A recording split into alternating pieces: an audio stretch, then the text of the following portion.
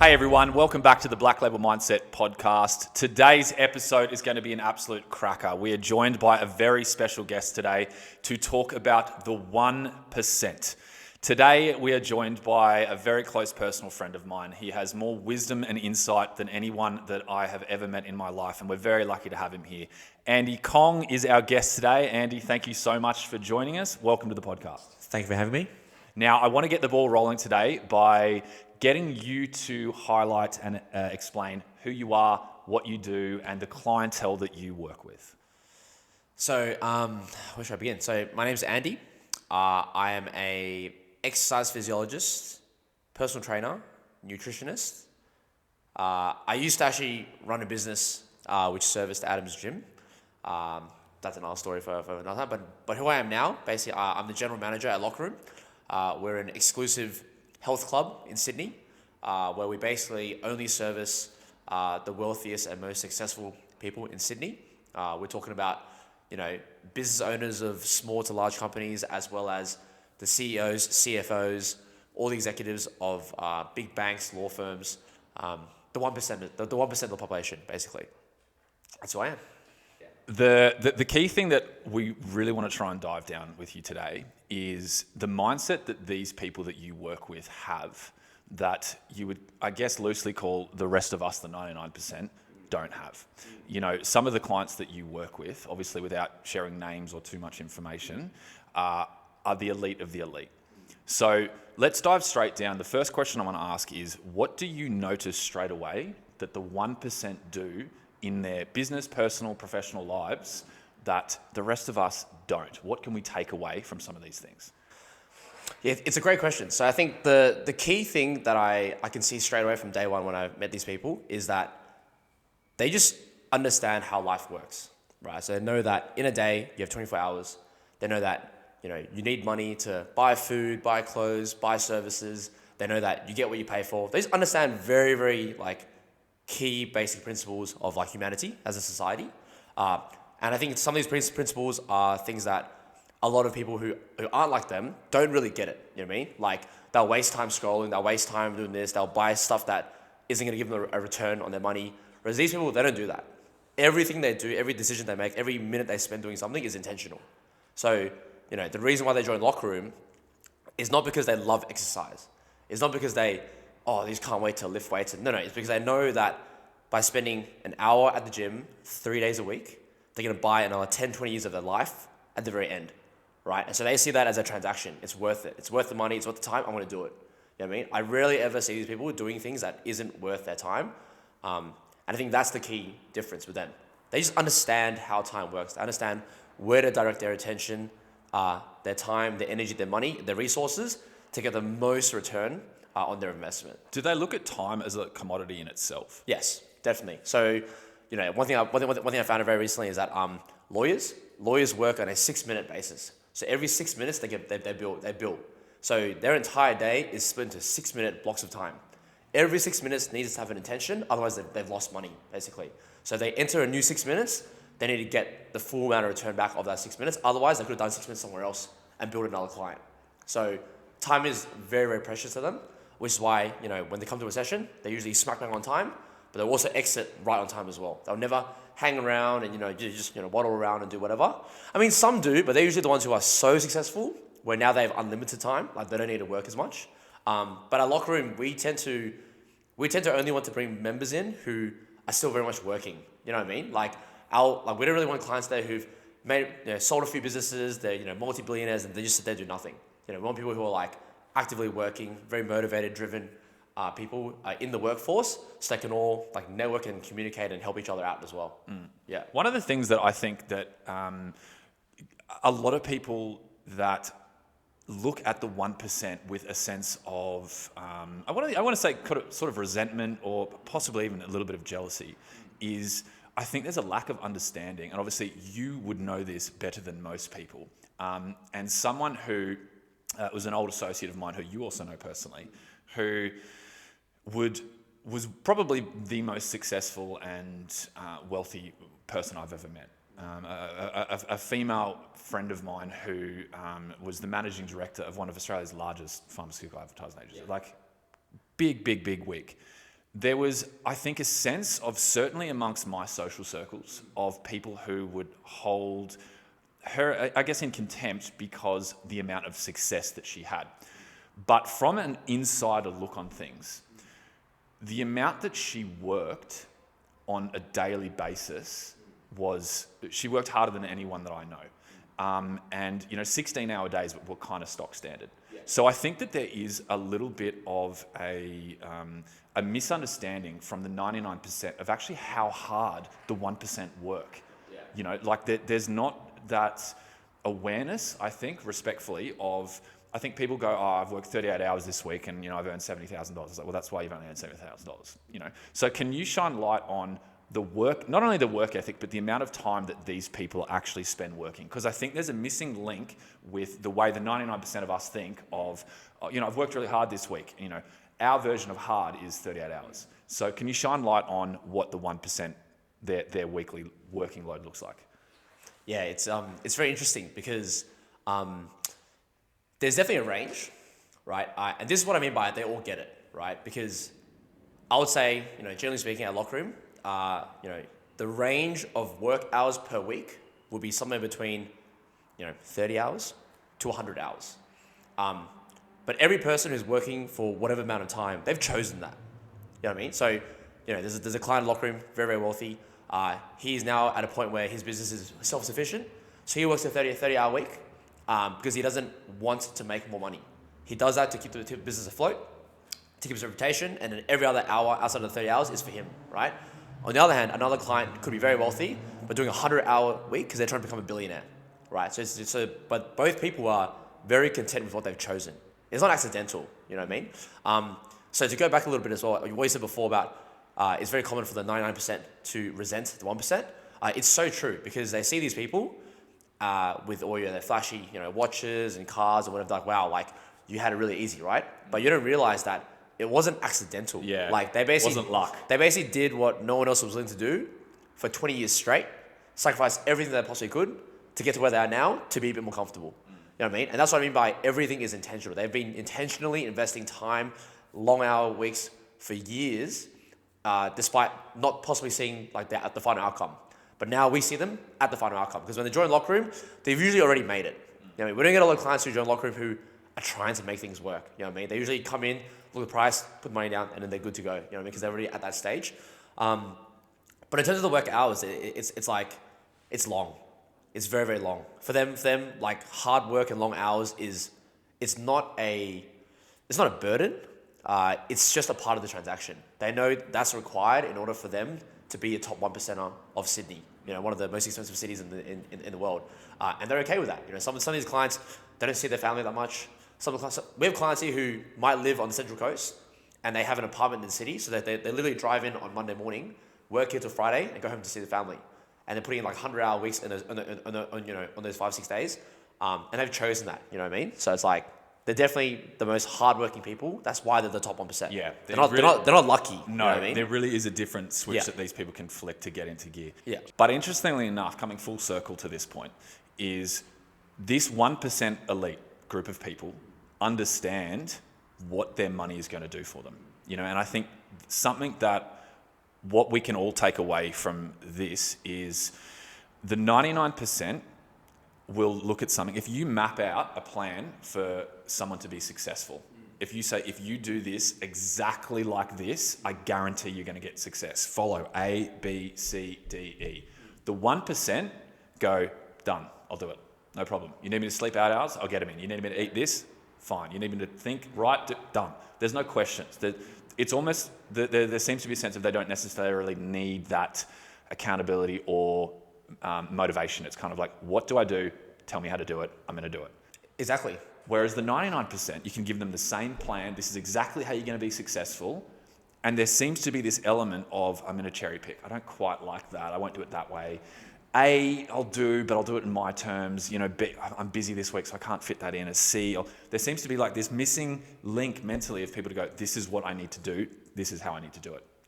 So can you expand on that a little bit more with the 1%? Like their ability just to follow things to a T, almost as if they can remove emotions from these situations and go, what do I do? How do I do it? Yeah, so I think one thing I noticed with them is they don't hesitate a lot. Like they all have the same mentality where it's like, okay, if on paper it makes sense, then any additional time I spend thinking about it, I'm already behind, right? So I may as well just do it, commit for a certain amount of time, and at the end of that, you reevaluate. Because most of these people, they either own a business or they're very high up in a very big business, right? And for people who aren't very savvy with business, like it's all about profit and losses, right? It's all about how much money you're going to spend on expenses and how much money you're going to make. Sometimes you spend money on something, not knowing whether it will make you back the money back. You know what I mean? But you do it anyway because it might be the right move to make. So for example, like Adam, you run a gym, right? So you might have an idea for an ad. And you go, you know what? I'm going to spend $1,000 on this ad, hoping to get $2,000 back. But there's no guarantee. That $1,000 might give you $0 in return. Or it might give you $10,000 in return, right? But the longer you just mull over it and wait for it and whatever, that 1,000 could have already made you that 2,000. And so the 1%ers, what I find they do is they think of an idea very quickly, they make a decision very quickly, they fully invest into it, but they're very good at reflecting on it and reevaluating whether it's worth it or not.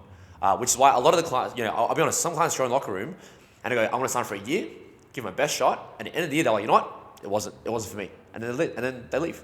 But it's so clear in their head. You know what I mean? They're not like, oh man, should I do another year? There's no fluff. No, it's like, oh, that year with you guys cost this much and it gave me this much of a result. Yeah, you know what? I'd rather do something else. Or they go, that was great, let's do another year. And it's just like that. Like they just decide very, very quickly. You know what I mean? Very little hesitating is what I find. They're just very clear-headed. And it's honestly impressive because for me, I'm from an Asian background. So, generally speaking, Asians have a very frugal mentality. So whenever I buy any item or object, I'm researching for hours and looking at a million different sites and whatever that. And, if it was a locker room client, they would have just bought it wherever they found it first.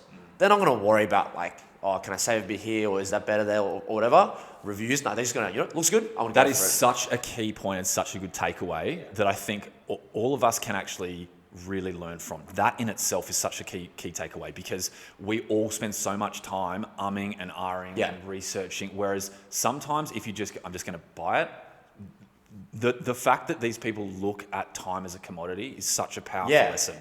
Because we've all been down this rabbit hole where we spend hours researching something and then by the time it comes around, it's either on sale or you're going to wait for the next thing on the right time. Whereas if you just bought it straight away, the likelihood is you're actually not even spending that much more money. By the time that you've spent worrying, trying to find a cheaper option, trying to find the best way to get it, all these sorts of logistical things, you could have just bought the thing and gotten on with it, And by that stage, also seen the result. Exactly.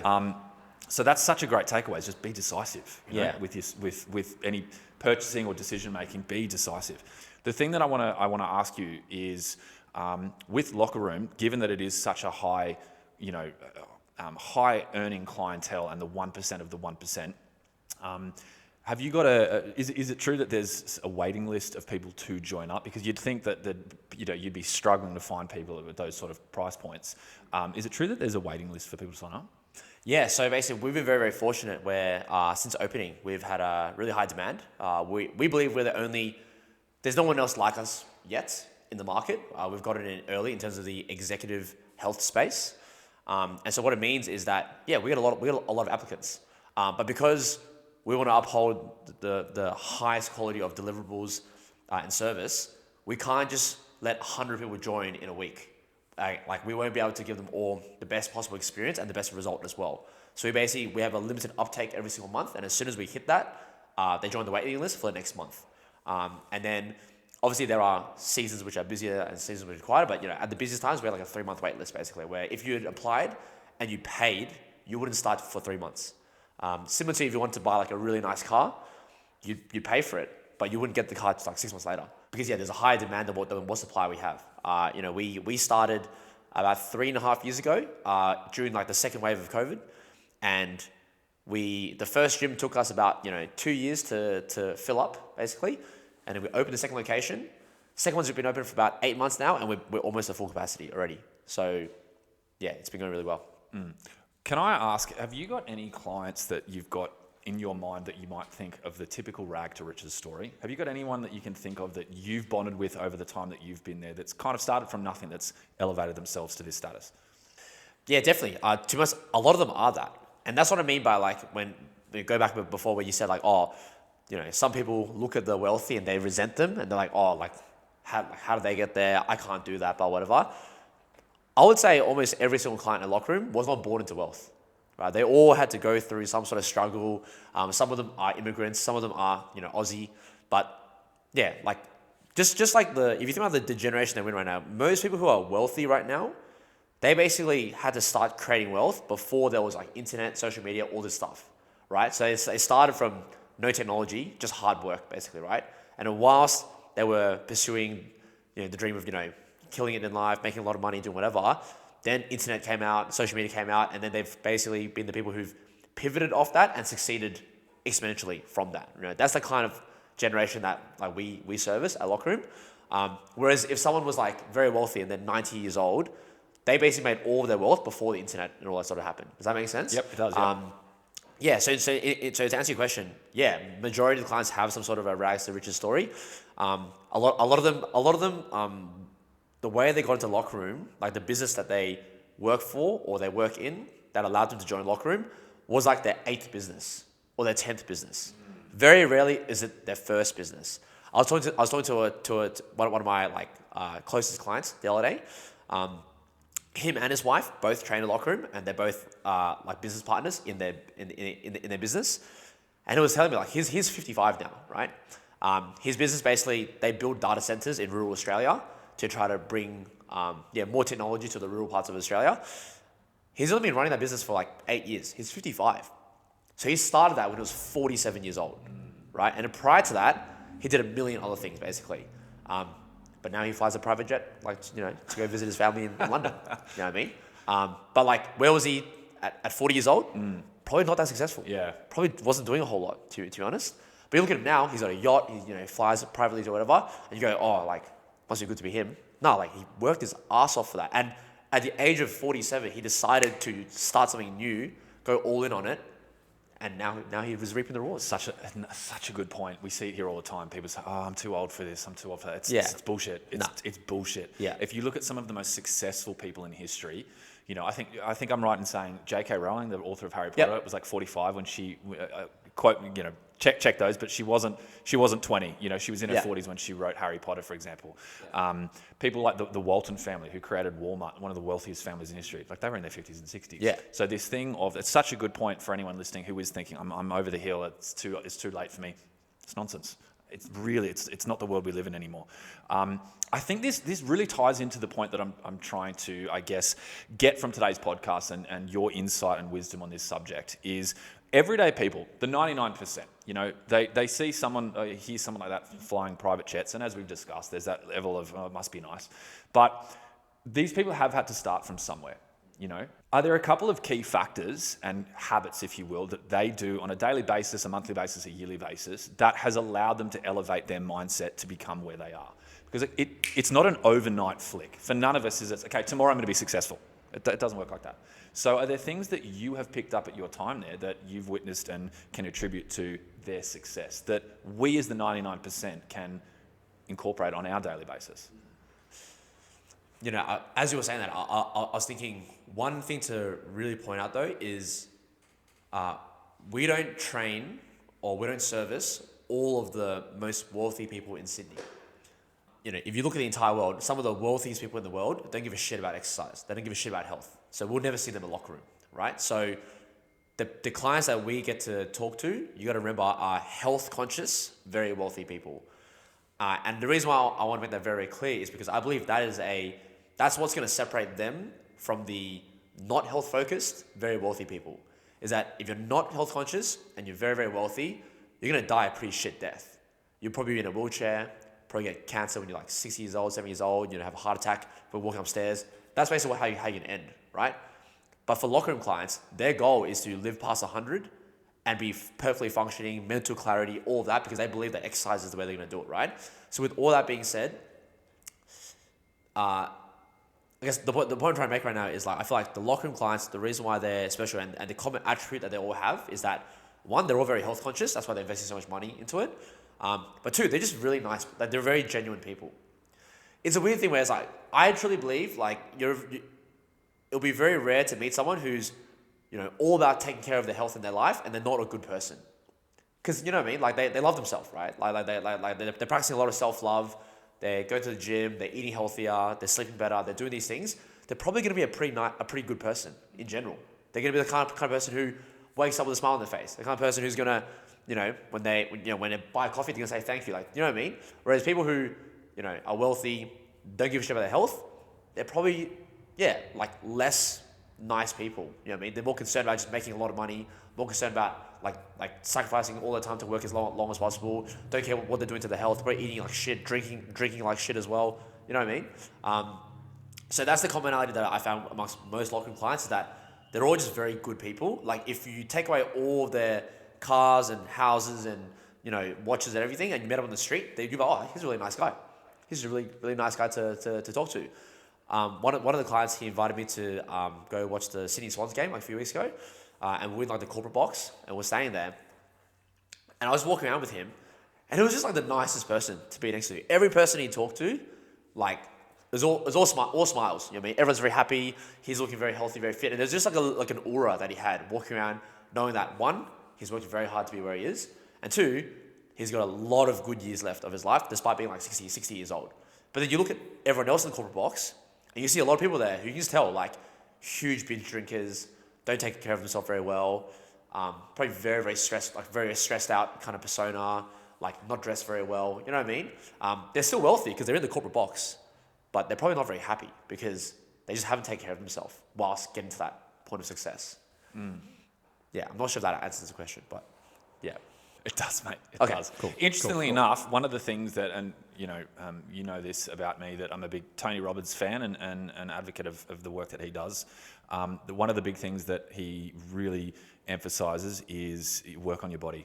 Yeah. It all starts with your body. Your mind follows. Yeah. So interesting point to make in that people. It doesn't surprise me when you say that they're in good spirits and they're happy and they're healthy and health conscious and also successful and have that mental clarity and that mindset strength and discipline. It kind of all goes hand in hand. Cool. All right. Following on from that point, very quickly, I want to find out and give everyone listening a bit more insight to, obviously there's the stuff in the gym, the weights lifting, the cardio stuff, all the stuff that you'd expect in a gym. What other things does Locker Room offer their clients as part of the membership?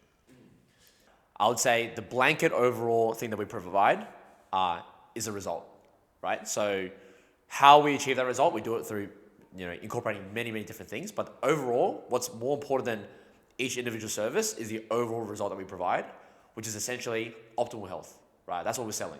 You pay 20K, you will reach optimal health with us, basically. What that entails, obviously there's the training side of things, and our training is, without going into too much detail, it's very, very scientific. It's very, very thought out, very individualized. Everything is tracked to like every metric you can think of. But then obviously including that as well, we have in-house nutritionists who work with all the clients. We have doctors who do blood work and analysis as well for the clients, and they can prescribe supplements, peptides, different like hormone therapies, everything you can think of. We also have elite run coaches as well for the more endurance background of the gym. We have a laundry service at the gym as well. So all the clients, they come in their suits, they'll change to a locker room kit to work out in. Locker room kit goes to a laundry bag. 24 hours later, it's going to re-pin the locker, washed, folded, cleaned, ready for you to go the next day as well. Including all that as well is the networking side of things. So we believe that in order for someone to succeed in terms of being the healthiest version of themselves, you need to be surrounded by like-minded individuals. And so part of our community is that where we are very, very different to like a PT studio where it's all one-on-one based, is ours is more like community based. So we run events every single 2 months where all of our clients will basically meet up and basically like mingle, chat, and discuss their business endeavors, but also like their health endeavors as well. And it's that like-minded community that means that they all succeed on health and business together. And I think that's something that's very it's very hard to write as like a component of the gym, but it's probably one of the biggest factors as to why everyone stays in the gym and why everyone gets such good results, is because they're all similar. You know what I mean? Like you have a CEO of like a bank and a CEO of a law firm. They're both CEOs. They both understand each other, but they're both trying to get healthy as well. So that's their common ground. And then together, they just excel together. Like almost like a sporting team. I see Locker Room almost like an all-star team, right? Like we basically got the best of all industries all under the same roof, all trying to achieve the same thing. And when you have that, it's a pretty unstoppable force. That sense of community must be very, very strong. Yeah. That's what I found, certainly in the gym setting, in the gym industry. Communities are the ones that survive. That's right. You know, and not only as far as the business itself survives, as a byproduct of good training, good results, all that sort of stuff. There is a huge element of support that you get for the business, but also within the business for the individual members itself. So community is such an important thing as well. The key thing I'm taking away from that, though, is the networking side of things. Something that we probably all need to be a little bit better at in aligning our goals with someone of a like-minded sort of value and same sort of mission. Let me ask you a question on that. Do these people and your clients socialize outside of the gym setting, or are they purely connecting and networking with one another to help the success of their individual businesses? So the best way I would explain it is if you train at a gym and you train at the same time every single day, and then there's another person who does the exact same thing as you, same time every day, going to the gym, and you guys both do that for 6 months straight. It's very hard to not become friends. You know what I mean? Especially if you're like-minded people, right? So to answer the question, there are some clients who are very, very private and they don't talk to anyone. They just come in, train, get out. There are those people. But the vast majority of them become very close friends because they're spending literally 4 to 5 hours a week together every single week for years on end.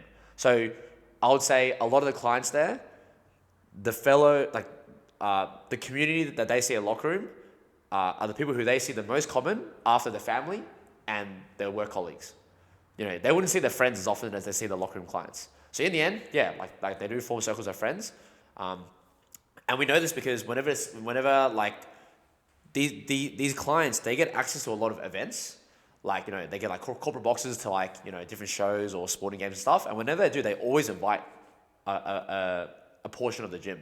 That's really nice to hear, because the reason I'm probing that is from the outside, it would be very easy to look at that situation of these super wealthy, super successful corporate execs and say they're only using each other for money. But there's an element of that's not the case at all. No. Which is how so many people, the 99%, do look at that as, this is the rich getting richer. But it's not that. They're everyday people. It's like they found a mate and they found someone that they can go through this journey on. And that's actually a really nice, I guess, sentiment and takeaway, is that these people they don't wear capes. They don't have superpowers. They're just everyday people who have busted their ass, worked very, very, very, very long hours for very, very, very long amount of time. And they're everyday people who have just managed to shift their mindset somehow and find that extra gear that we all on an everyday are searching for. So aside from the stuff that we've covered already, what are the key takeaways that you can give us from your experience and exposure to these unbelievably successful, brilliant, and hardworking individuals that we, the 99%, can take away on a daily basis and incorporate in our lives? Stuff that we haven't covered already. Do you see anything that you can really attribute to their success that we can incorporate on a daily basis to start seeing improvements in our mindset and lives? So the biggest lesson that I personally have taken away from talking to all these clients in the Locker Room, of everyone who I've talked to, what I've learned is money isn't everything, right? These people make a lot of money, but that isn't their sole purpose in life. Because I'm a very inquisitive person. I love to ask questions, and so from all the questions that I ask them, I always want to find out if they could rewind time, how they do things differently.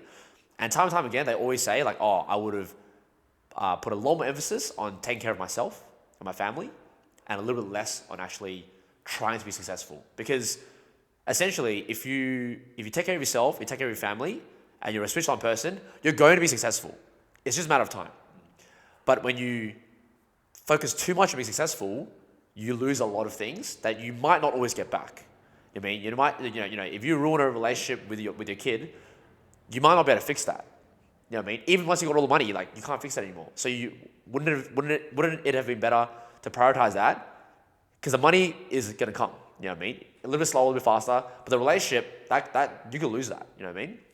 So I think the biggest takeaway I would say is, everyone should try and be as successful as possible, but you also got to make sure you have your priorities in check as well. You got to make sure you know what's really important to you, and you need to make sure that you're constantly building a life that aligns with your values and what you prioritize.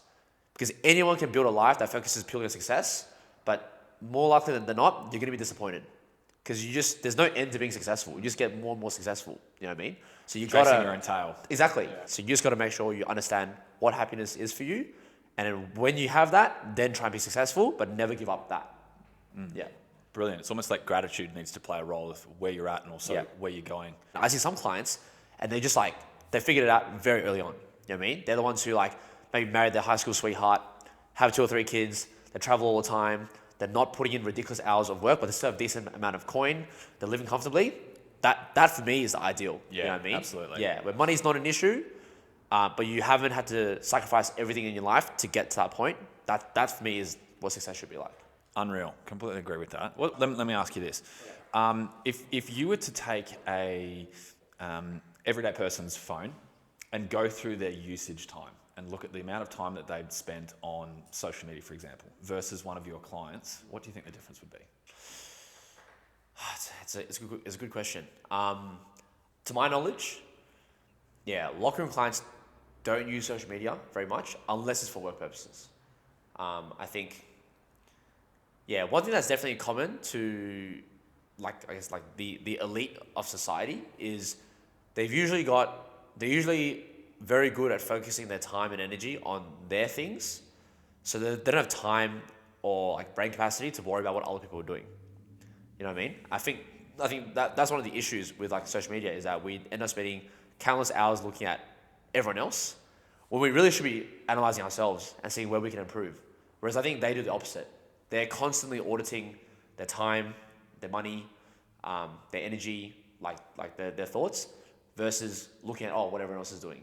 And the reason why I say this is because we have a social media page and we post a lot of content, and almost always we'll post something of a client and none of them see it. Like we ask, what do you guys think of like his testimonial? It's like, I didn't see it.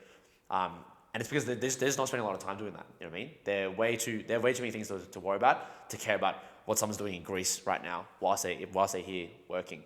But it also means that they can be very, very present as well. So that's one thing I've noticed as well, is that whenever I have a conversation with these clients, they're very present, right? Whereas I think my generation, when I talk to a friend, it will take about 30 seconds to a minute before they look somewhere else. They look at their phone, they're you know what I mean? There's this fidgeting and stuff. Whereas these clients, they can be very present with you, even if the conversation isn't that important. It's just a disability that they have to, you know what I mean? Be really, really focused.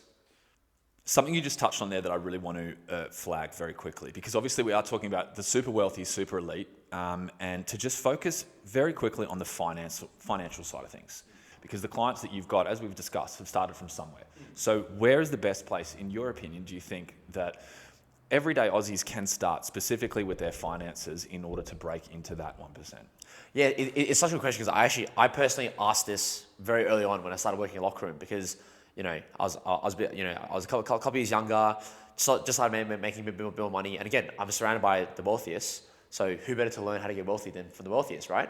And so when I asked them almost that exact same question as well, and their answer was very much like, financial literacy is like the skill that we're talking about here. Financial literacy is a life skill, like cooking, right? You generally won't ever get worse at it. You just slowly get better at it based on how much time you spend doing it, right? Like if you cook once a year, you're still gonna get better at it, right? But just very slowly. But if you cook every single day, you might not be a chef, but you'll get pretty adept at cooking, right? So financial literacy, like the advice they gave me was like, when you're not dealing with large sums of money, you don't need an advisor. You just need to you need to know where your money is going, and you need to know how to grow that money as best as you can. But in order to learn that, you gotta play the game. You gotta be constantly thinking about it, constantly looking at it, checking it, check your bank statements every single, as often as you can. And ultimately, the more, without even like having a strategy to it, just the more time you invest in caring about your money, you will inevitably be more financially literate. And at a certain point in time, you'll be making enough money where you'll need to outsource some help, whether that be a mortgage broker for your property portfolio, whether that be an accountant for tax purposes, or whether that is a financial advisor for your investments. But before you said, for the 99% who can't afford their advisor, I would challenge that and say that in the same way that you would hire like a personal trainer to help you exercise better, because you know that you could do it on your own, but you do way better with a trainer, right? Finances, in my opinion, are the same thing. You could do your own tax, right? Everyone can. There's enough tools to do that, but you're far better off paying an accountant to do it with you because you're going to end up like saving more and making more that way anyway. So I think health and finances are the two components that all Lockeroom clients invest money into. We might, people like you and I or the other 99%, we might not pay a $1 million retainer for the best financial advisor in the world to do our finances, but we can pay a few $100 for an accountant to help us look at our numbers and help us get the best deal possible. I think that's actually something that a lot of the 99% try to be way too frugal about. You know what I mean? They're trying to spend as little as possible to get as much back. But as we know, you need to spend money to make money. You know what I mean? You need to invest in things that are important, and your finances are very important. And that's why every Lockeroom client has a financial advisor. And that's why I think if they were on this podcast, I'll be telling every single family or adult who makes a decent income that you should be getting advice on your finances. Otherwise, you're probably not going to be making the best choice for you. Again, it's just that mindset switch, isn't it? Yeah. The thing that I want to dive down now with that is when it comes to something that I think we're all struggling with at the minute is attention spans, mental fortitude, discipline, just that mental energy. Is there stuff that they're doing differently? Is the advice that you're giving them, get your 8 hours of sleep in, or, these particular vitamins are going to help with this, or supplements in this area? What sort of things are you instructing these clients to do? Because to operate at that level, you have to be at a different level. Yeah, it's very interesting because, when I look at these clients, right, in my opinion, they are significantly more successful than I am in terms of, what they've achieved and, the size of the business and all these different things, right? But when it comes to how you feel as a human being, it always just boils down to the basics, doing all the basics really, really well, repeatedly over time. So a really common thing that we work on with clients is sleep. Right? A lot of these clients come in and they're sleeping 3 hours, 4 hours, 5 hours a night max. But they've succeeded. Like they've made a lot of money and built a lot of businesses whilst averaging that 3-4 hours of sleep a night, right? So one could argue, you don't need sleep to be successful. But time and time again, the reason why I love health is because everything is so well researched. Everything is proven unequivocally. And so we know that with these people, no matter how successful you are right now, you would be even more successful if you just did this basic thing better. So when we get a client sleep from 5 hours a night to 8 hours a night, they've lost 3 hours of time, or 3 hours of work time, right? But never has there been someone who's come out to us and be like, man, I can't work as many hours now, things aren't as good. It's always, wow, I feel way better, way sharper, and now I'm generating more revenue and I'm making more sales, I'm getting more clients, and it's always a positive result. So to answer your question, what do we prescribe? It's the basics. Honestly, it really is. Right? There's no need for anything crazy fancy, but it's doing all the basics repeatedly really well. That's sleep, that's nutrition, that's being active, that's getting stronger and getting fitter over time, getting leaner over time. You do these things right, you're just going to be you're basically going to be like the superhero version of who you are now. Which is so funny because that completely contradicts the social narrative that the 99% have. I need to do this, I need to do this, I need to do this. I've got to go here, I've got to hustle here. It's like the 1% just nail the basics. Just get your 8 hours in. Which is so true when you think about the average person that walks through a gym door. If you say to them, how many hours of sleep did you get in last night? Oh God, I didn't get many in because the kids were up or the business was happening or I had to work, or I did this, I only got 5, I only got 4. Whereas, yeah, such a good point that if you just nail the basics, get your 7-8 hours in every night, you are going to feel infinitely better. So there's such a valuable lesson in that on its own as well, is just get the basics right. You don't need to reinvent the wheel in order to live, feel, and be better in life. Just nail the basics. Yeah, and I think to build on it as well, like the conversation, the way it sort of goes is, when we sign a client up and we're doing like what we call a strategy session, we're trying to plan out, okay, for the next 6 months, what habits are we going to basically instill in you? What are you going to execute? And then what is the expected outcome that we can see?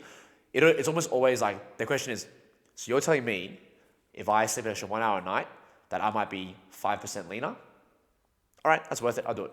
Like, it's very much like that. It's almost like, hey, tell me what you want me to do. Tell me what the expected result is. And if they see it as worth it, they'll do it. If they don't think it's worth it, then they'll fight back. They're like, you know what? I'm okay with that. I'd rather get 1 hour less sleep and be a little bit less lean. Like, okay, so it's almost like a negotiation. But it's very, very black and white with them. It's very much like is it worth it or is it not? If it's worth it, I'll do it.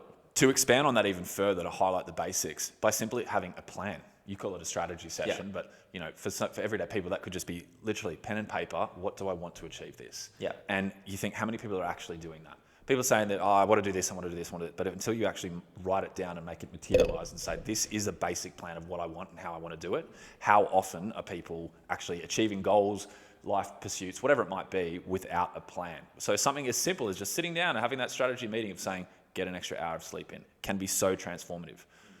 Yeah, I think the locker room clients, one thing that is common to all of them is that they all have a strategy, and they're all masters of trial and error. Like everything they're doing, like they don't have a crystal ball. They can't foresee the future.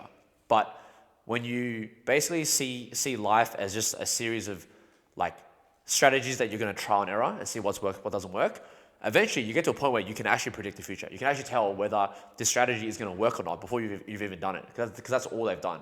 You know what I mean? And I think that's a very powerful takeaway, because it's like, it doesn't matter whether you're a CEO of a business, or you're a stay-at-home mum, or you're a plumber or a sparky. It's like you should always have an idea of what your plan and strategy is in life, and make sure that you're trialing and testing different strategies to see which one's going to be best for you. Because what's best for you might be not what's best for me, and vice versa as well. That's why some people decide to not get married and not have kids, and other people decide to have get married and have a full family of kids, right? Because they decided that was what they wanted to test out, and obviously it's gone.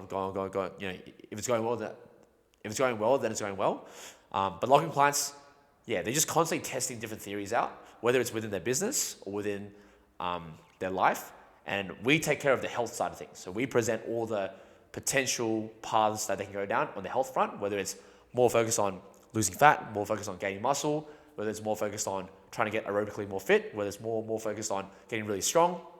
And then basically, they choose what path they want to do, and then we basically build out the plan to execute for them. Andy, mate, thank you so much for coming on the podcast today. To wrap things up, can you summarize some of the lessons that we've learnt today that the 99% of us can take, that the 1% do on a daily basis to help elevate our lives, our minds, everything that we do that incorporates our well-being, health, mindset, and finances? So in no particular order, I think what the 1%ers do that everyone can learn from is you got to nail the basics. You need to take care of your health. You need to take care of your finances. You need to be willing to invest in these two components, because that's going to set the foundation for everything else to come. I think you have to be very, very intentional with your time. You need to see time as a very, very valuable thing, and that every minute that you spend of it with someone or doing something, it has to be worth that time. And if it isn't, stop doing it. Do something else. Yeah, and then I think the other big one is when you need to make decisions, is just don't spend too long trying to make that decision. If it's the right decision, make it quickly. If it's the wrong decision, you'll learn from it, and then you make a better one later down the track anyway. The locker room clients, they're not very hesitant people. They know what they want, and if they have an inkling that this is the right choice, they'll just go for it. Even if they're not sure, they'll still go for it, because they know that the worst case scenario, they learn from it. And so their life is it's a life of a lot of lessons, where now they're so good at making the right decision that it feels like they never make the wrong decision, but it's just practice. They've done all the mistakes very early on, and now they're at a point in time where they can see a strategy, know whether it's right or not very, very quickly. Whereas for the 99% of the population, we haven't developed that skill yet. So we need to put in the reps. We need to trial things, fail things, trial things, fail things, so that eventually we just win, nonstop. Unreal. Mate, again, thank you so much for coming on the podcast. It's been fabulous having you here. Some unreal takeaways, guys, stuff that we can all do on a daily basis to help elevate our mindset and where we're at. Andy, thank you so much. I'm confident we'll get you back on the podcast again. Guys, that's a wrap for today. I hope you enjoyed the episode. We'll see you next time.